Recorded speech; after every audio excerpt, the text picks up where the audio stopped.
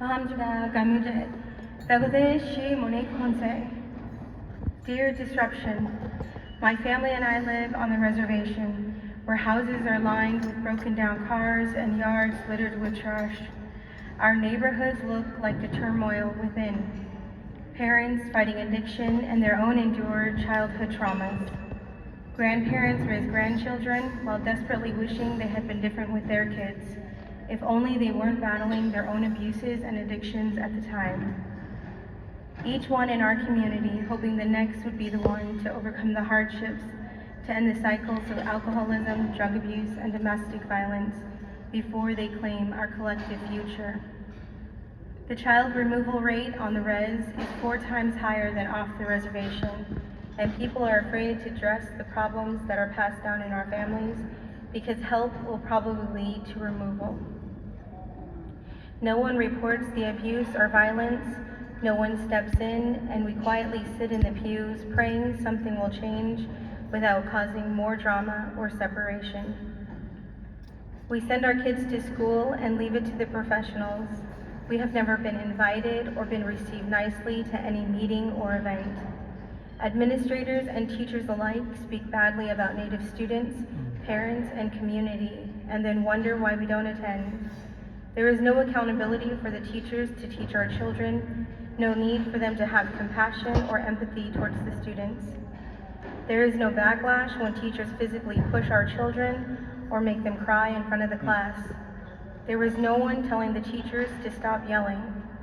Native parents and grandparents cry out to the teachers themselves, to the principal, to the superintendent, and to anyone affiliated with the school about the abuse and bullying from the teachers. They would file a formal complaint if only they knew about the form. They would complain to the school board if only they knew the rules to get on the agenda or were welcomed in the first place. If only we had been told these things at some point in the past 90 years of the school operating and educating our children. No one admits the clearly persistent divide between Native and non-Native. No one will admit there is still a double standard when it comes to discipline, and that assimilation is still the only way for an Indian from the res to have a place in the dominant culture and within the walls of the school. Generational trauma silences us and prevents us from moving forward. It claims lives and whole generations bound by abuse of every kind. Trauma that started in exile at a removal camp where we were given the name of a captor, named like a pet after its owner. Tribes are overseen by a policy backed by the government and the civilized. Kill the Indian, save the man. Tribes governed by the Bureau of Indian Affairs. Interestingly, the BIA is under the Department of Interior. The website states it's the agency that manages America's vast natural and cultural resources, like the animals and national parks. Our Native cultures must be cataloged for the future, because the policy, the only good Indian is a dead one, still overshadows our future. The trauma continues in a boarding school with a nun or priest or pastor. The abuse starts when our children are taken without warning or permission. The boarding school officials start taking our children at 5 years old and some younger. They are miles from home, hairs cut, bathed with chemicals that burn their skin, stripped of familiar clothing and told they cannot speak their language. They are given a God who is demanding, harsh, and unloving. How they distorted salvation and my Savior. Our children left without food, left with scars from physical abuse, left in turmoil from sexual abuse, and thousands left dead in unmarked graves. No accountability. A new era is beginning to be researched and taught, called the removal era, when children were again taken, but this time in the name of security and living condition standards imposed by the Department of Child Welfare. Yet another government policy and continued displacement of Native children in homes off the reservation and away from the people and culture. Generational trauma can be overcome in 4 generations if no new trauma is experienced.